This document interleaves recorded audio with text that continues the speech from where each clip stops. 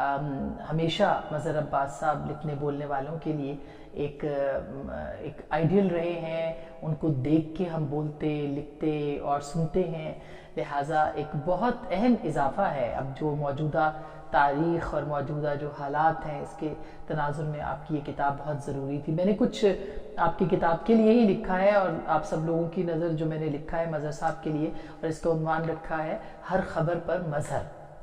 ہر پیشے میں چند افراد اس شعبے کی آبرو ہوتے ہیں. قلم قبیلے کی آبرو مظہر عباس ہیں. عشق پیشہ تو سنا تھا مگر قلم کے عشق پیشہ مظہر عباس کی صورت ہی دیکھے. اس پیشے میں ہم نے قدم رکھا تو سوال تھا کہ صحافی کیسا ہو؟ جواب ملا مظہر عباس جیسا ہو. پیشے کے ساتھ ساتھ اپنی رفتگاں کی عزت کا پاس مظہر عباس صاحب نے ہمیشہ رکھا.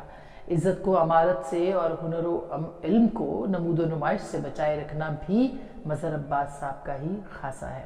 آزادی رائے اور اظہار میں مظہر عباس کی آواز شامل نہ ہو تو صدا ادھوری, اور اگر حق کے لیے بلند احتجاج میں مظہر عباس کا علم نہ ہو تو پکار تشنا. آمروں اور آمرانہ رویوں کے خلاف مظہر عباس کسی طور کسی سے کبھی پیچھے نہیں رہے. مظہر عباس کا سفر دنیا کے موقر اور مؤثر اداروں سے رہا.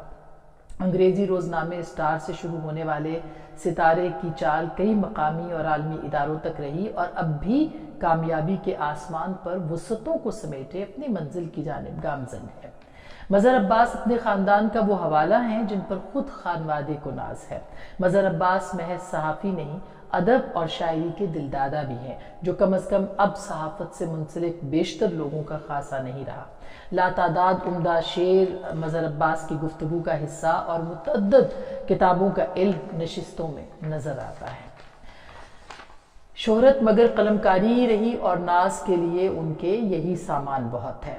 مجھے اچھی طرح سے یاد ہے کہ جب مظہر عباس کو لفافے میں گولیاں ملیں بھجوائی گئیں, مشرف دور میں آوازوں کو بند کرنے کے سلسلے کا پہلا نشانہ مظہر عباس ہی بنے. مظہر عباس ہر دور کے طاقتوں کے نشانوں پر رہے اور گواہ ہیں کہ کس طرح وطن عزیز نے آمریت سے فسطائیت تک کا سفر طے کیا ہے. مظہر عباس جس دور میں جینا مشکل ہو اس دور میں جینا لازم قرار دیتے ہیں, اور یہی وجہ ہے کہ Pakistan federal union of journalist کی سربراہی کے دور میں آمریت اور آمرانہ رویوں کے خلاف ڈٹ کر رہنمائی کی, اور اب بھی کر رہے ہیں.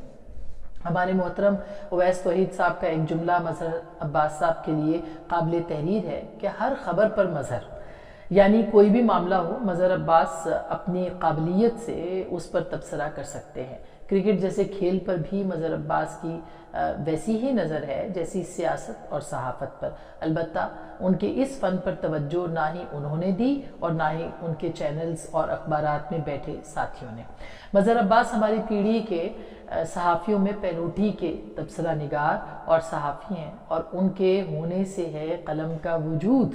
دعا ہے کہ ان کی آواز کا طلسم اور حرف کی آبرو ہمیشہ رہے.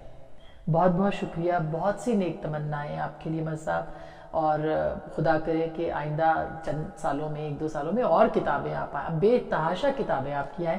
آپ سب لوگوں کا بہت بہت شکریہ.